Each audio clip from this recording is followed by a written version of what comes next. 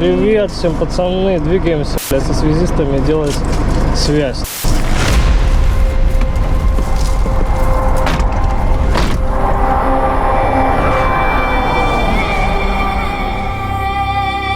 Правильнее будет назвать нашу службу это техническая поддержка.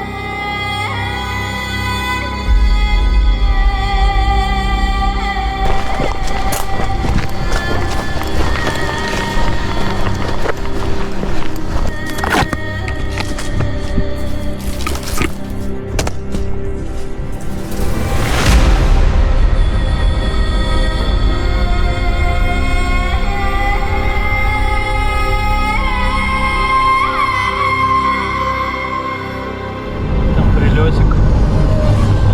Ой, впивих. Сука, блядь. Траксид. Такой категории в Uber нету.